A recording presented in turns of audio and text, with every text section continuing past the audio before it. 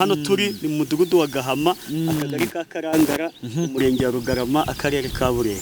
Yego twaje muri gahunda ya Minisiteri Baho, aho ifite igikorwa cy'urukundo cyo kwigisha abantu bakareka ibiyobyabwenge, ariko nanone bagafasha abatishoboye kubona uburyo bwo kwivuza cyangwa se ubwisungane mu kwivuza tuzi nka mituweli. Yes. Murakoze cyane.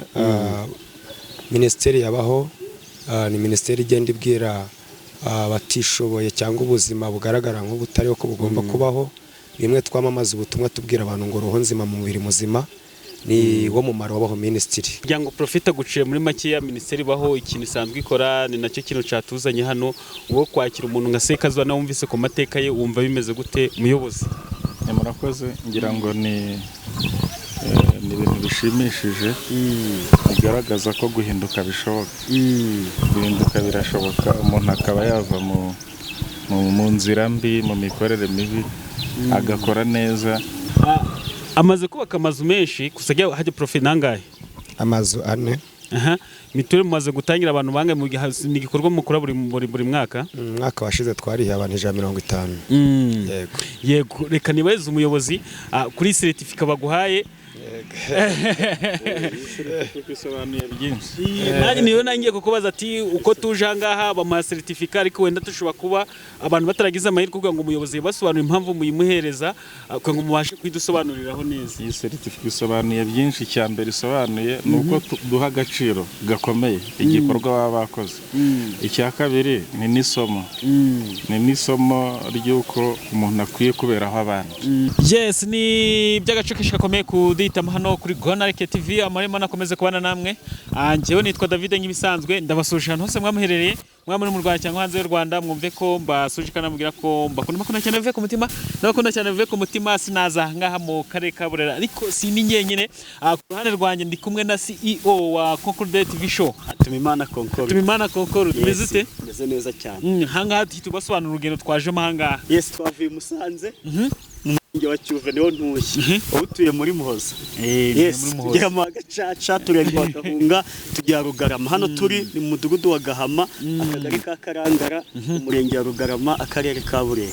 Yego twaje muri gahunda ya Minisiteri Baho, aho ifite igikorwa cy'urukundo cyo kwigisha abantu bakareka ibiyobyabwenge, ariko nanone bagafasha abatishoboye kubona uburyo bwo kwivuza cyangwa se ubwisungane mu kwivuza tuzi nka mituweli. Yes. Sibyo? Ibyo byatuzanye twaje uyu munsi umuryango Baho nk'uko twabibabwiye cyangwa se tugiye kwibabwira. Umuryango Baho minisitiri waje kwishyura abaturage batishoboye umurenge wa Rugarama kubishyura mituweli, kuko mituweli irarangira uyu munsi ya 24-25 irarangira uyu munsi. Vango utarishyuye iyo umwaka utaha 25-26 ejo narwara ntago azabona uko yivuza. Baho niyo mpamvu yaje Karuga ngo itanga inkunga hakiri kare. Yego, umuryango Baho ni umuryango wagizwe iyerekwa na Profete Sekazuba, muramumenyereye kuri Gonareke TV no kuri Concord TV naho muramumenyereye. Ni umuntu wagize iyerekwa avuga ati ariko nabaho niba navuye mu biyobyabwenge ngafasha abandi basigaye cyangwa se n'abandi batishoboye, babandi nahemukiraga kera, nanjye nkana buryo nagira nkakora ku murimo w'Imana cyangwa se nanjye ngagira akantu gato ku buzima bwabo nakora. Yagize iyerekwa ryiza cyane kabisa. Arangije abona iyerekwa, arangije abona abantu bo kumushyigikira. Ikintu nabonye cyo ni kimwe, niko kuri iyi si nubwo avuga nk'abasamariya barahavuye, ariko abasamariya baracyahari. Abantu beza baracyariho. Ikindi no kugirirwa icyizere, kuko no kuvuga ngo Sekazuba baramutuma, sibyo abantu baritanga bagakusanya, ufite 5, ufite 7, ufite 1000 bose bakayatanga, akayagezaho yagenewe. Hari akantu kanshimishije abaye kuvuga ati hari umuntu bubakiye avuga ati nubwo ndi kubakira uyu nguyu ariko ntabwo nubakiye mama cyangwa se nubakiye abavandimwe bacu, nubakiye barumuna banjye ukara bafite cyangwa se ba nyirasenge.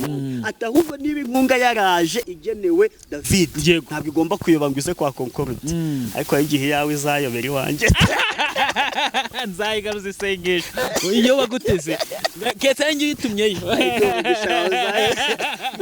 nzayigaruza isengesho, kuko ikintu nabonye hari abantu bese kandi baracyahari. Ni ukuri, icyo nicyo kintu nabonye. Gusa Sekazuba twafatanyije urugendo ejo mu Giterane, abantu bagiye bagikurikira mu murenge wa Gacaca. Ubonye ukuntu abantu yatanze mituweli, atanga abantu 60. Uyu munsi ntabwo tuzi ngaratangira bangahe, ariko uko biri kose nabo n'umubare ufatika. Nkuko yabivuze avuze ati njya nibiki murenge wacu handi nakoreye ibyaha. aho yabereye Saulo bakaba yarabaye Pawulo akaza nyine ngo ibikorwa bitivugira ndahibikiye ngo byumvikane barayishyuye 60 ko byagenda kose muri umurenge ntago ari bwishyure mbo akenshi nyine ijya turishihera ku rugo cyangwa se bagasimba kiwanyu bakujya kakurondaronda uko biri kose nubwo tutarabimenya ariko mu bigaragara ayo yatanze ejo muri Gacaca araba makeya kuya hano Rugarama kuko ari iwabo tu Uganda ashobora kwishyura nk'abaturage nka 200 gusa icyo nabwira abantu reka tubararikire bakomeze bakurikira ibiganiro turi buze kugira ahangaha by'umuryango wa Minisitiri Zubaho cyangwa se ni famille baho umuryango byose se bimwe ngira ngo ko nabivuga kose no bari itsinda baho riri hamwe kandi ruhuje iki baho nibure icyo ko nabivuga kose ni itsinda riri hamwe kandi ruhuje iki umutima baho kandi ubeho baho kandi nzima mu mubiri muzima ngoro reka tubararikira ikiganiro turi buze kujyana na Sekazuba nitubona n'umunyamabanga nshingwabikorwa turaza kumuganiriza ngo tubwire uko yabyakiriye kubona abaturage be bishyuriye mituweli abo tutaramenya turabamenya nabo turaba twamenye umubare yego yasirika tugushime cyane tunararikira abantu ikiganiro reka tube dusubikira ngaha turaza kongeraho ibiganiro turi buze kugirana nabo naho mukajya yego twongeye kubasuhuza abakunzi ba Gonarike TV amurema nakomeze kubana namwe uyu munsi twagira amahirwe n'umugisha wo kuganira n'umunyamabanga nshingwabikorwa w'umurenge wa Rugarama muri kubana imbere kuri kamera za Gonarike TV reka tumwakire muraho neza yego reka twakire n'umuntu bari kumwe Prophete Sekazuba mutwake by'umwihariko murakoze cyane nitwa Pastor Sekazuba Jean Damascene ndi kumwe n'umuyobozi uyobora umurenge ntuyemo wa Rugarama mu karere ka Burera ndabishimira Imana yego turi hano muri gahunda ya Minisiteri baho Prophete Sekazuba gira uduce muri make muri Minisiteri baho dusobanuraho gakeya kugira ngo tuze kugana n'umunyamabanga nshingwabikorwa w'umurenge wa Rugarama murakoze cyane Minisiteri yabaho ni minisiteri igenda ibwira abatishoboye cyangwa ubuzima bugaragara nk'ubutariho ko bugomba kubaho bimwe twamamaza ubutumwa tubwira abantu ngo roho nzima mu mubiri muzima ni wo mumaro wabaho minisitiri kuko impamvu yabayeho nabaye mu uyu murenge ntari nakizwa ndi umuntu ugaragara ko ubuzima bwapfuye ndetse ntumvira n'ibikorwa bya leta ariko igihe namaje gukirizwa nanjye ngaruka kugira ngo nongere mbwira abameze nka Sekazuba wa kera ko ubuzima nubwo umuntu agaragara ko ubuzima bwarangiye ko hari ubundi buzima ntago negeranaga n'abayobozi kubera ibibazo ntago bagabanyaga ariko ibyaha byanjye ariko uyu munsi ubuzima bwanjye bwongeye bugaruka ndi kujyana n'abayobozi urumva niwo mumaro wa Minisiteri baho igenda izenguruka hirya no hino ibwira abafite ubuzima bamwe hari igihe bamwe ibiyobyabwenge bakavuga ngo birarangiye abandi babona ubuzima buragoye bakavuga ati birarangiye niyo mpamvu tugenda tubabwira ngo bongere babeho ayo ntego iboneka muri Ezekiel 37 umurongo waho hereye kuwa mbere aho Ezekiel Imana mwe unajye guhanura amagufa yumya kongera akabaho yego ndabona bagwaye na certificate turaza kuyivugaho ariko reka tumanze tuganiriza umuyobozi kwa kari kwihuta cyane ndagira ngo Profeta guciye muri make ya Minisiteri baho ikintu isanzwe ikora ni nacyo kintu catuzanye hano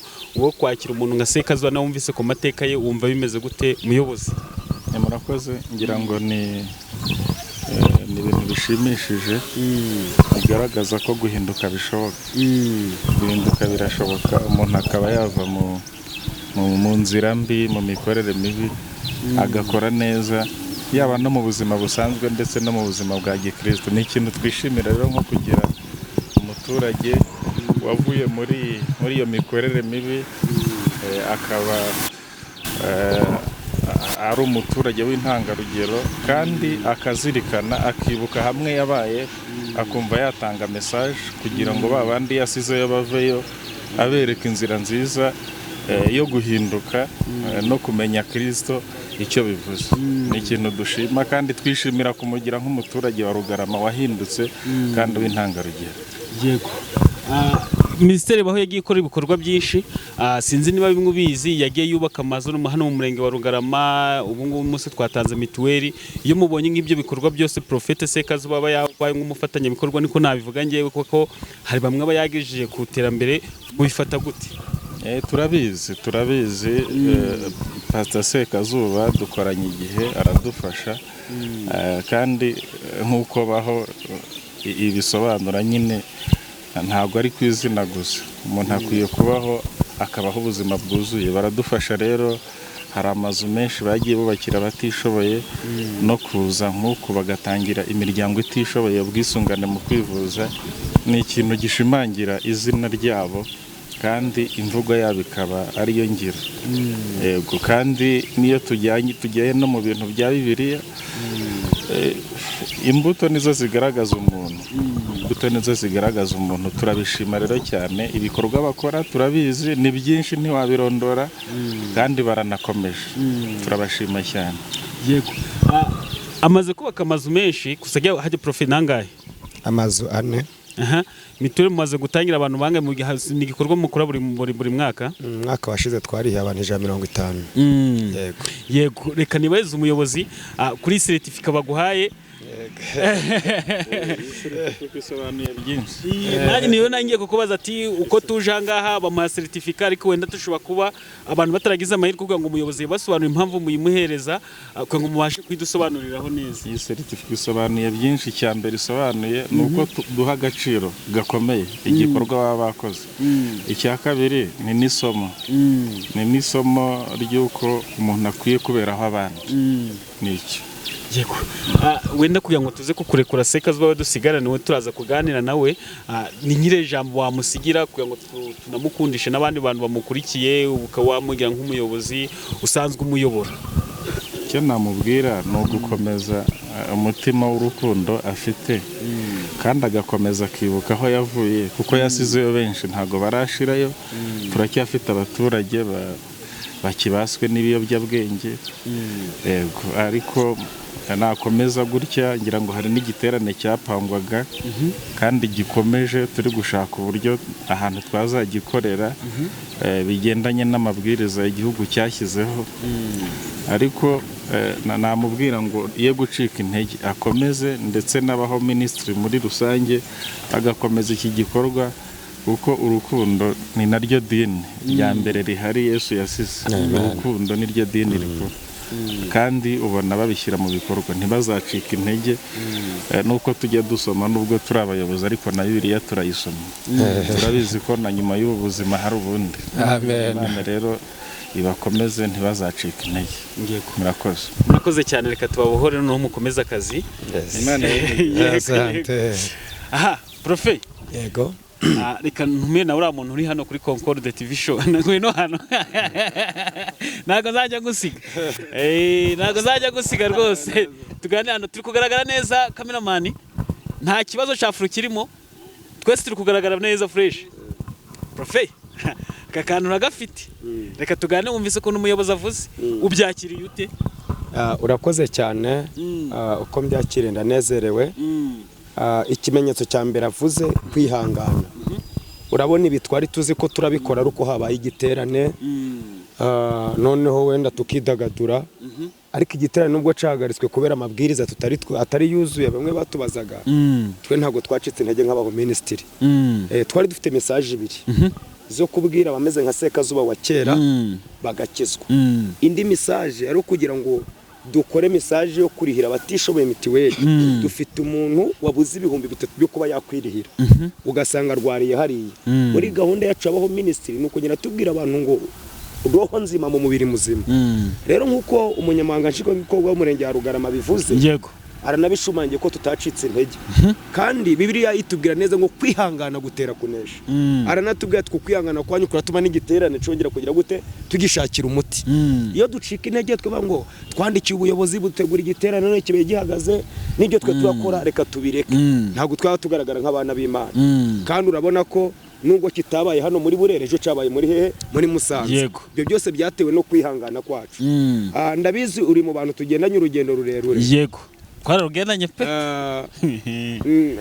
navuga ko ibi atari byo bya mbere twatangiranye muri corona aho ubuyobozi bw'umurenge wa Rugarama bwegwaga na Hatungimana Concorde uribuka ko twari abantu benshi mitiweli benshi cyane hariho ba Prince hariho uwo bita Maria bose twarakoranye abagitifu bakoze hano rero kuba ngera mwibi ni ukwihangana, si uko ntagira ibicantege, si uko ntagira n'abapinga ibyo nkora. nanjye nicyo kibazo nangiye gukurikizaho nkavuga ati wenda ubu ngubu ushobora kuba uri kubikora wenda ntuzageze ugacika intege bitewe n'abaguca intege. Oya, abaca intege bo barahari mu rugendo, kandi mu muhamagaro nkunda kubwira abantu iyo wamaje kumenya umuhamagaro wawe urawusengera. Iyo wawusengera rero ntago abantu bose bishimira umuhamagaro wawe.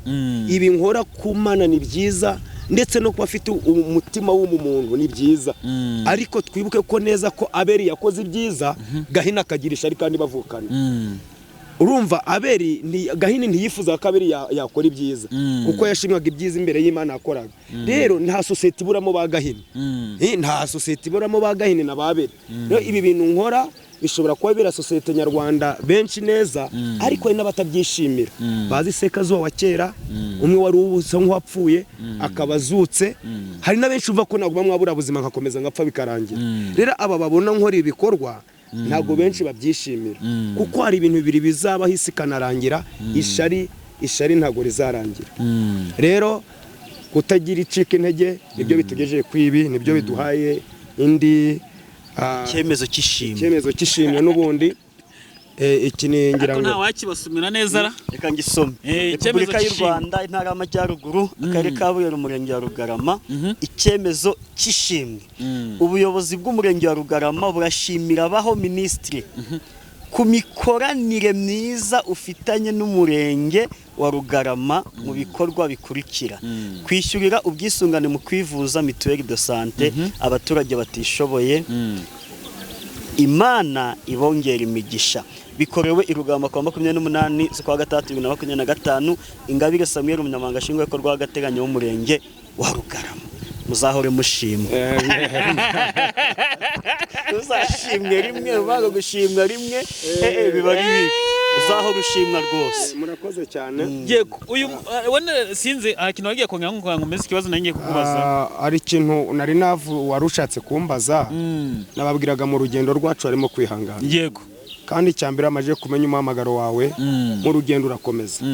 Ubundi twewe ntago tubikora kugira ngo abantu badushime, tubikora ngo twuze gahunda za Gikristo cyangwa gahunda z'inshingano abaho ministry. Twe ntago turi kugira ngo abantu batwemere, ubwo ni ukora kugira ngo Nyagasana twemere, Imana yo mu ijuru yemere ko turi mu murimo, kuko birivuga neza ngo kwizera bitagira imirimo yabigize bite biba bipfuye.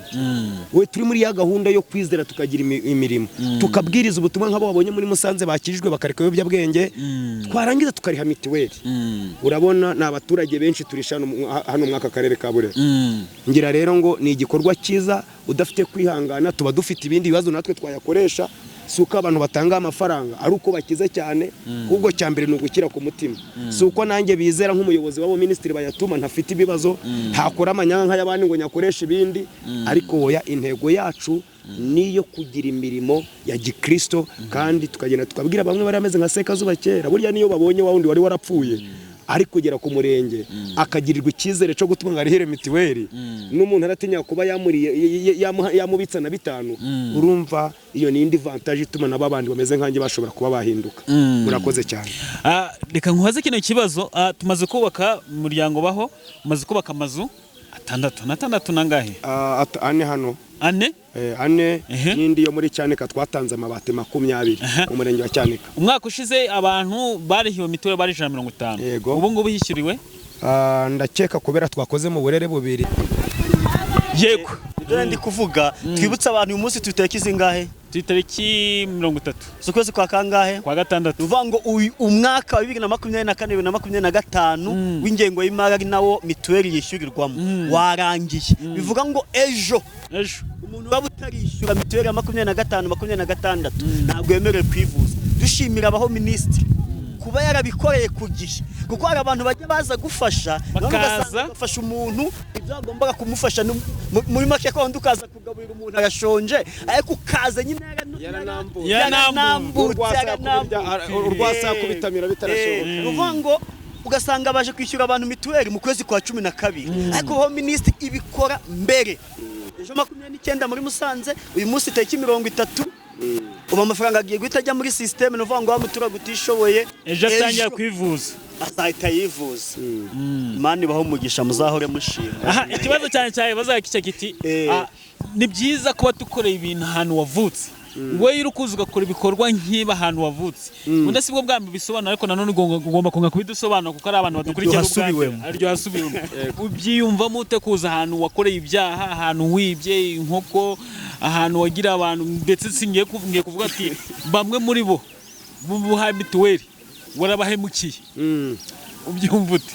murakoze cyane. Pawulo amaje guhinduka yasubiye aho yakoreye ibibi cyane, yavuze ubutumwa muri Korinto, muri Efeso, yarahindukiye muzika ari we wahagarikiye batera Stefano amabuye, ariko arangije aragaruka arababwira ngo ibyo nakoraga byose nabikoraga mu bujiji kugira ngo bahinduke, agaragaze ko yabaye icyaremwe gisha. Ibi mbikora nkuko nakubwiye ntabuze ibicantege. Baseni barati batobya n'abageshema bahari kuko n'umundi Nehemiya yarahagurutse ngo yubaka ariko agira bamuca intege, ariko Nehemiya yahaguruka kugira ngo yubake. Mu myaka 9 maze rero ndi mu murenge wa Rugarama mvuye muri gereza mpindutse, suko ntawe na Baseni barati, ariko ndakomeje cyane cyane ndi kugikorera noneho ahantu nakoreye ibyo bintu. Burya uzatinya umuntu ukorera ikintu kiza ahantu yakoreye ikibi, aho bamubonye nabi akongera akahaza neza. Urumva biratandukanye. None ikindi kiryoha gutangira ubuhamya ahantu bakuzi. Hari igihe dutangira ubuhamya kure mu bihugu bitandukanye bakavuga ati ibi ni bimwe babesha, ariko kuza hano ngewe ndibuka uyu murenge wacu ukiyorwa n'umunyamanga bita Kayitsinga, ntabwo nagiraga no ku murenge, natinyaga umurenge. None ubu ndi imbere y'umurenge kubera iki mpamvu natinyaga uyu murenge, suko executive Kayitsinga yanyangaga, ahubwo byaha byanjye byatumaga ntegera no ku murenge. None uyu munsi ndahari, iyo mbona mbikorera iwacu hamwe ntabaye neza, aya masaha abacecuru abasaza bambonaga bakiruka bakaba ari kumona bakavuza impundu. Hari umukecuru umwe twubakiye inzu mu kagari ka Karangara, aherutse kuba ngaraho arano mu gasantere avuga ngo akabwira abantu ngo mugende umugabo ni Sekazuba. Kubera wawundi ngo Sekazuba ngo wasanze nyagirwa ngakazana abantu bakanyubakiye. None wawundi wavugwaga naba ariko kuvugwa neza, iryo nishemwa kuri baho ministry ndetse kuri Sekazuba by'umwihariko, kuko baho ministry niyerekwa rya Sekazuba. Ninge weretswe nerekwe iyi ministeri, nerekwe ibi bintu, ndangije ntangira gushaka abanyamuryango bamfasha. Rero ni insinzi ikomeye David kubona amateka rufite mabi, Imana yavunjemo amateka meza, noneho hahanda atari kure. Ubu mvuye nko mu kindi gihugu Imana rero yabikoreye, bamwe ni babyemera abantu kwiruka bakavuga ngo ni wawundi, ariko uko bukeye bugacya bwije bagenda babona ubuhamya. Kandi birivuga neza ngo ntabwo abantu tubazavuga ngo urakijijwe, ahubwo ngo tuzabamenyera kumbuto. Kwirirwa tubwira abantu ngo turakijijwe, twarahindutse, ntitugikora igi, oya, ibikorwa byawe nibyo bizivugira. Nubwo bose batakomena na Yesu yagiye yabatemeye, ariko by'umwihariko hari umuntu uvuga ati nyamara arimo aragerageza. Niba bo barazaga bamuhambiye ngo ku murenge, uyu muntu akaba ari kuza ubuyobozi bw'umurenge bukamwakira bukanamushimira bakamuha ibyemezo, urumva nutemera nisi zarangira atemera ibikorwa bizabemeza. Abana bavuga ati na Yesu yagiye batamwemera, zirarina nagaruka bari bamwe batanakimwemera, kandi ntabwo turiho ngo twemeze n'abantu kugira ngo dukore ibikorwa byacu. Turiho ngo twe n'Imana abantu binyuze mu bikorwa pana mu amagambo make ibikorwa by'ingenzi. Prophet, sinzi niba ari ikintu Concorde yakubaza, nge ndaza kugaruka nyuma none turi gukumbuza abantu baho ministers tunabwiye abantu ngo baze bayijoiningeho. Burya tuba umuryango mugari ubutatwazishyura abantu bangahe? Uyu munsi twishuriye 160, hari igihe twanakwishyura n'abantu 500 cyangwa n'igihumbi, kuko abantu barahari barababaye, kandi aba babikoze suko gabarenze, ahubwo dukena bitanga nk'aba bantu bitanze bakavuga mubaze tuze tuvuga abantu batujoining. Nkuzi utangira sinzi niba batangije baho, ariko muri covid hari abantu umudugudu wa Gacogo wagaburiye bahakawunga. Ese icyo gihe baho yari yaratangiye cyangwa yari icyo gihe wakoraga ku giti cyawe wenyine? Nabikoraga ku giti cyanjye, ntago iyerekwa ryabaho ryari ryakagize ngo yitwe baho. Nabikoraga wa mutima muntu wanjye, nkumva ngo niba ndaye ndiye abantu bakaburara ntago nakwishima. Niyo mpamvu nafashe wa mudugudu w'abatishoboye wano wa Gacogo, nemera kubera nubwo babubakiye umudugudu w'abatishoboye, ariko mbona kurya birabagora. Nabako mbonye 100 nimbirira mu nda yanjye biti, niho mpamvu mwabonye tujya kugaburirayo ubuhunga tukabajyana n'amasabune. Iyo rero ntago ari kiribaho, ahubwo wari wa mutima wanje wavutsemo baho.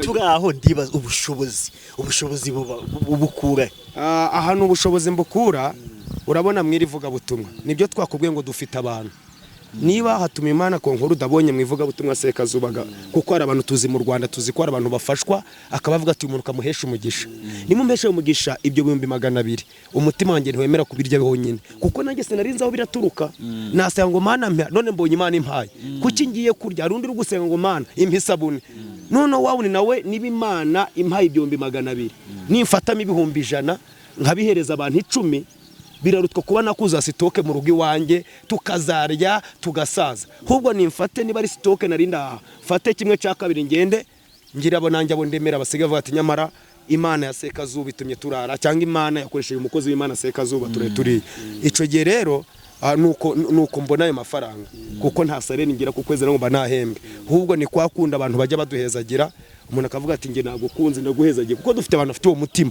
bafite n'izo mpano zibarimo isi zarangira bafite impano akabona ko nkuda akabatana mukunze ati 500 sindabirya ngenyine agafata 200 akayaguha rero nuko mbayeho mu buzima nanjye nuko wabonaga njya guhesha abantu umugisha nk'urutyo yes uribuka ko mu murenge wa Ntuza wa Cyanika kanibuka hari umuturage wasabirwaga amabati 20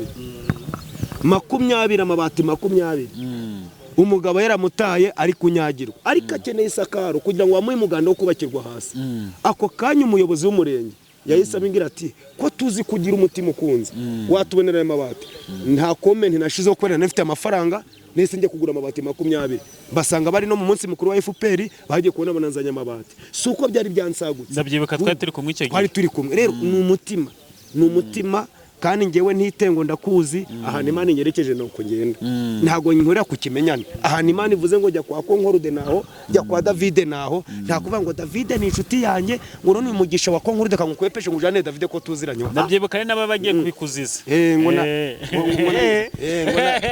bagiye kubikuziza hari abantu babimbwiye umuntu yantumye ahantu ati genda ufashiriza uriya muntu ngiye gufasha wa muntu barabarinziza ngo kuki bagiye gufasha uriya ntuje gufasha nyuko ntufashe mama wawe ndavuga ni uriya mugisha bamwe ngo ujyane hari ntago bavuze ngo ujyane kwa mama yes ngo ibintu bigomba kujya aho byagenewe yes aho byagenewe baho ministries intego roho nzima mu mubiri muzima abantu tubigisha ijambo ry'Imana bahinduke ababa mu bwenge babireke noneho tubafashe no kugira ngo wa mubiri nawo bamwiza roho nayo ibone aho itura tunababwira ngo hirya y'ubuzima hari ubundi buzima hari igihe uba mu buzima ukumva byararangiye kumva warapfuye nukubabwira ngo hoya wava mu biyobyabwenge ukaba pasiteri nka Sekazuba wava mu biyobyabwenge ugakora ibyo Sekazuba wanakora n'ibirenze ibyo Sekazuba agira ate akora nukubabwira ngo hirya y'ubuzima kuko hari abantu bihebye David hari igihe umuntu abona isi yamwikaraza akavuga ati n'ubundi narapfuye nta bundi buzima hari n'ugeze kuvuga ngo nta myaka 100